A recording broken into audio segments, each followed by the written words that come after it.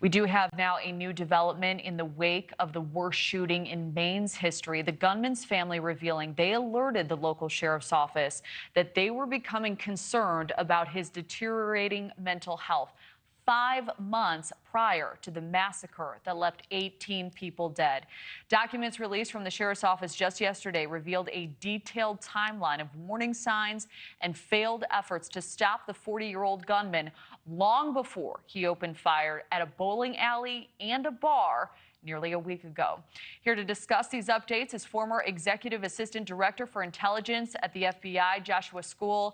Joshua, thank you for being here. So these updates, they're alarming. They make you think of the families or loved ones who are dealing with someone experiencing mental challenges.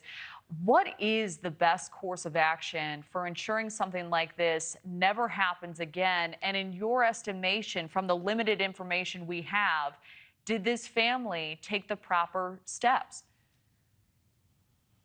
Kelly, I think unfortunately what we see time and time again is folks with mental health issues having access to weapons. And when we dig into the past, we see that there were red flags, indicators of something bad coming.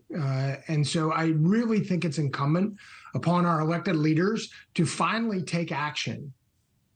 One. Two, it is their number one job as elected leaders to keep our citizens safe. That's their number one job.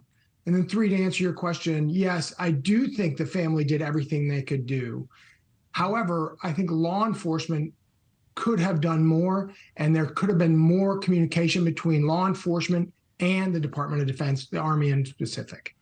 So another really fascinating update to this story. Reportedly, Card's Army Reserve commanders referred him for inpatient psychiatric treatment over the summer.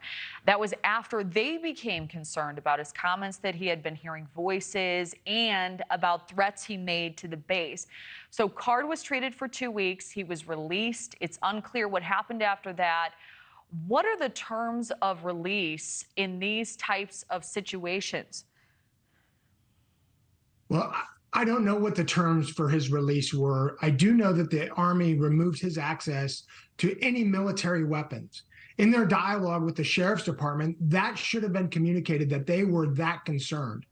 It's also not clear to me if the Sheriff's Department employed a threat mitigation team involving mental health professionals and law enforcement to potentially hasten his discovery and put an intensity around discovering him. And then thirdly, ensuring when his brother, as reported, was going to make sure he did not have access to the weapons, of potentially asking the family to voluntarily turn over all those weapons to law enforcement. I have done that multiple times in my career for folks that were facing criminal charges.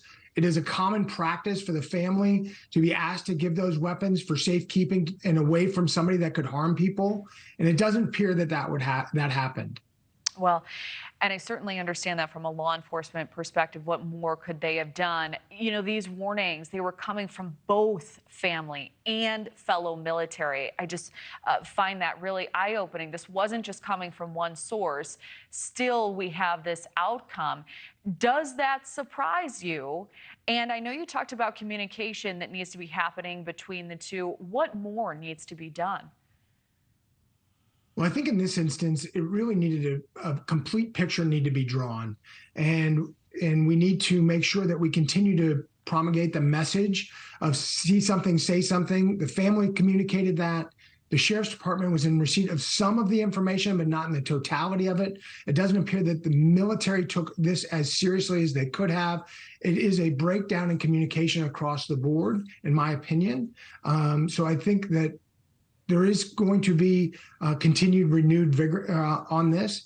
And I think in our dialogue about weapons, mental health, it's clear that too many juveniles, criminals, and those with mental health have access to weapons. And we need to take the dialogue out of it's about the guns and make it about the individual. Well, we certainly appreciate your smart analysis. This is such an important topic. Joshua Skule, thank you for your time. Thank you. Thank you for watching. Go to newsnationnow.com to find NewsNation on your television provider. And don't forget to click the red subscribe button below to get more of NewsNation's fact-driven, unbiased coverage.